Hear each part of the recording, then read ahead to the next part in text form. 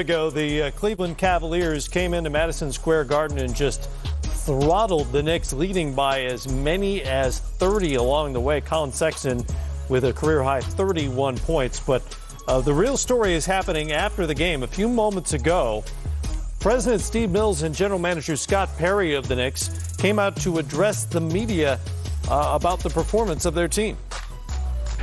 Hey, guys, we just felt like given that this is our 10th game, we felt we had an obligation to come and speak to you guys.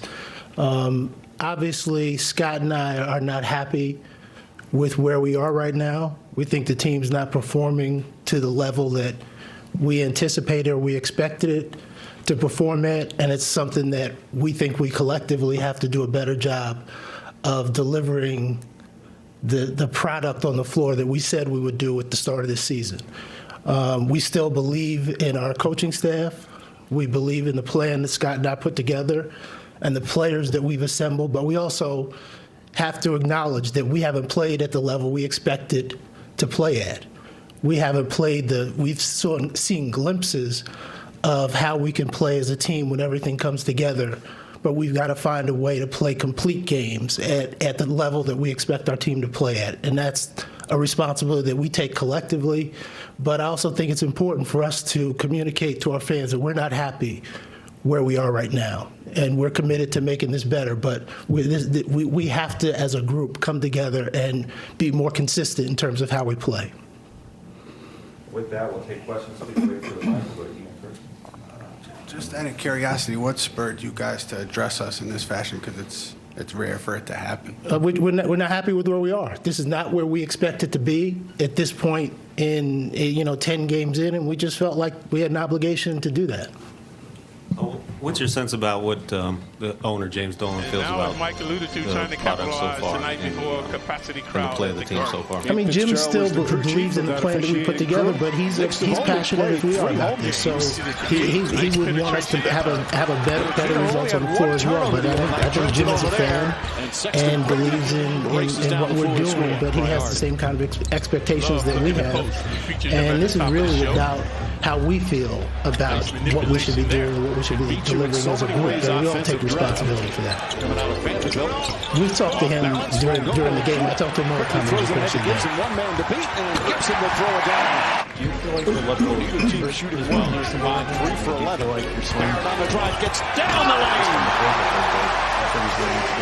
Nasty, sassy stuff by Barrett. Again, I think the lack of consistency there. For the most part, you've seen it, but you see sporadic efforts too, and that's what we talked about as we sat, during this game, and one of the reasons why we wanted to come out and address you guys, because we got to be consistent in all areas of the game, starting with effort. Steve, I know you mentioned the 10 games, but is this something that if they played like they played Friday night, you wouldn't have come out tonight? Well, I think if we had delivered that level of effort again tonight, and we probably wouldn't have come out. But this is something that we expected, a more complete game of basketball tonight than what happened on the floor, and we feel like we have an obligation to talk about that. You talked about consistency, but does a lot of this come down to results as well? If this is a team that's winning 2 out of every 10 games, regardless of what the effort is, that will not be good enough in your eyes?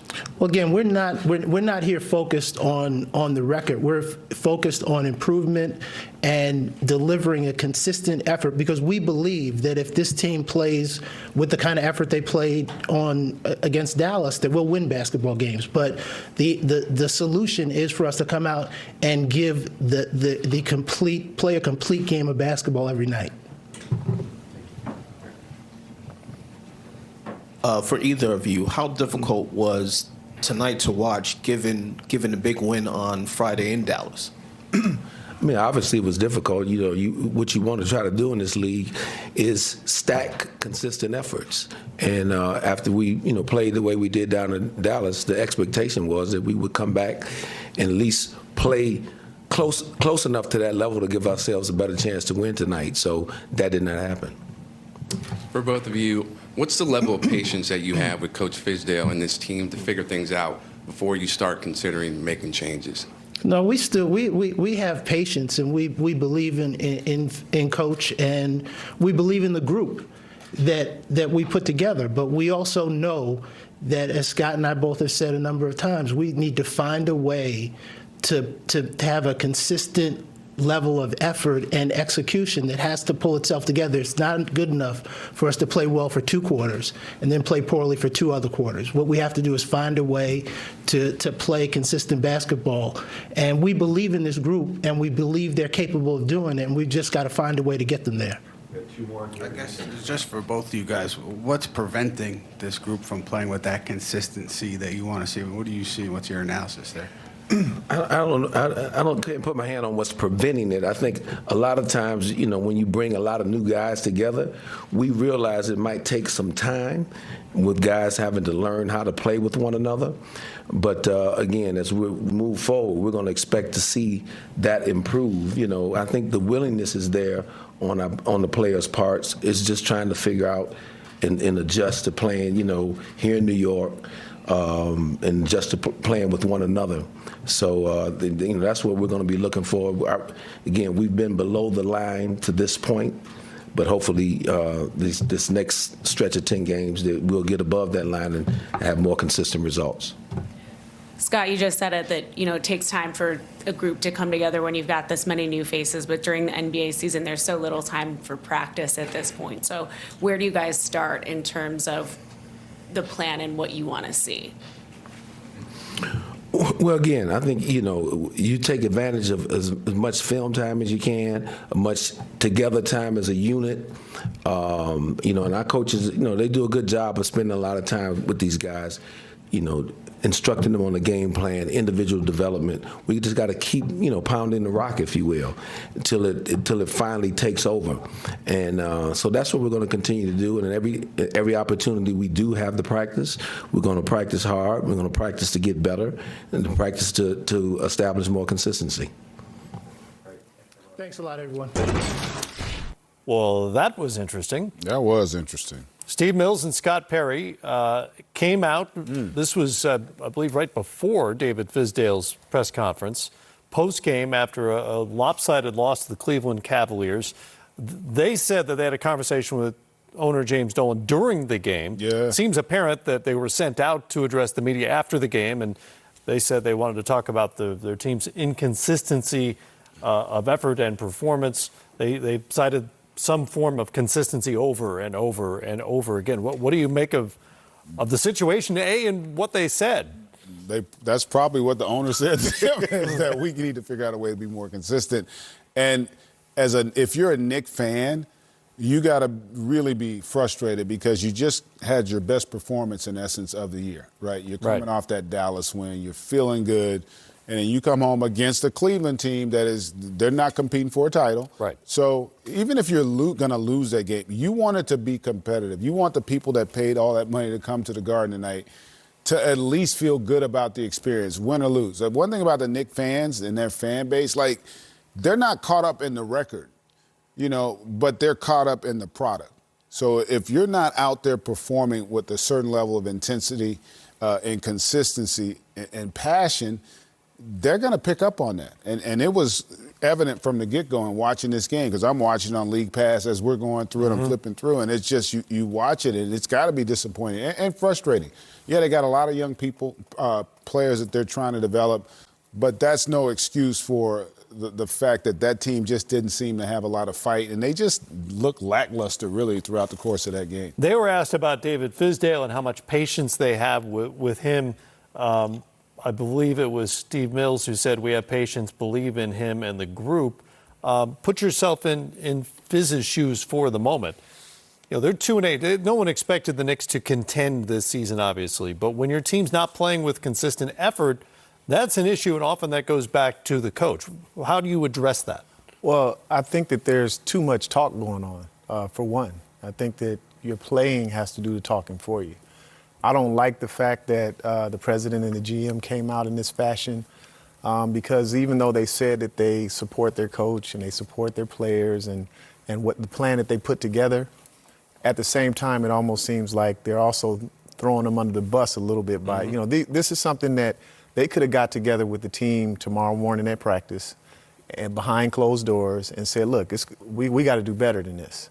But to come out and have a press conference like this after the game when obviously people saw James Dolan really unhappy with them during the game. From what we heard, they didn't even come back out and sit in their seats. And then now they show up at this press conference. And so that puts even more pressure on these players who are already playing in the Mecca in New York.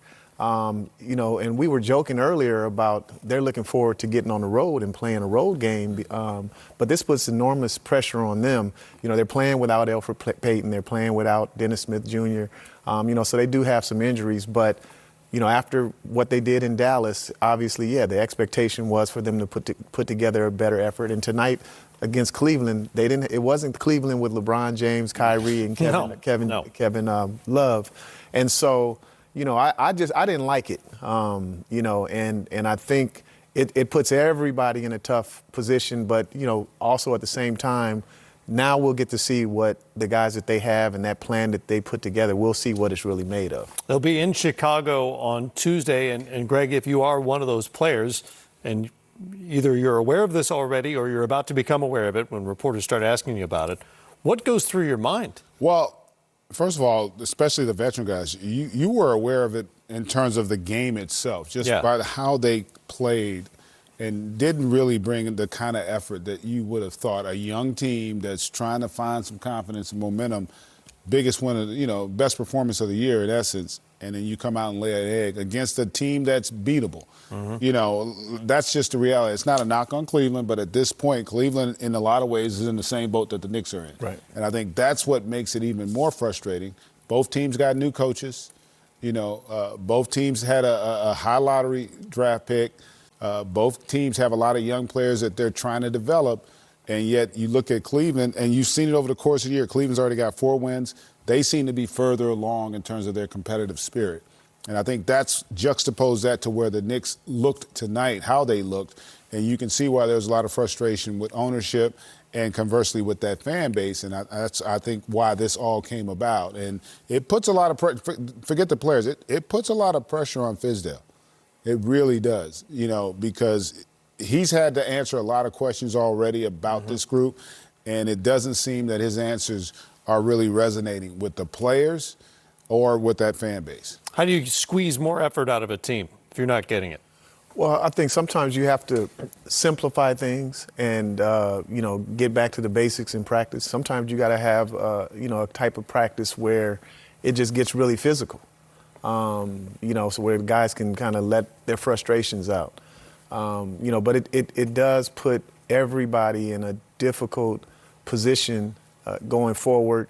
And, you know, a lot of times, and I've been in that situation as a coach too, where for the organization, you have to say certain things. You gotta, you know, you gotta be part of the team. Sure. But you may not agree with maybe some of the moves or how the team was put together and what have you. You have to present a unified front. Right, right. And so, you know, they do support you until they don't.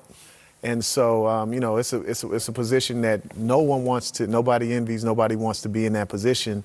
You know, but you just got to come to work and you got to do your job and you got to, you know, you just got to grind harder. But just try to simplify everything for your team and take the pressure off your players, especially at home. You know, it's tough playing in the Garden when you're not a good team and things aren't going well. And you want to just try to relieve some of that pressure from your players. By the way, this was the Cavaliers' 11th straight win at Madison Square Garden, but most of those were LeBron James teams. You know, 9 of those 11 included LeBron James.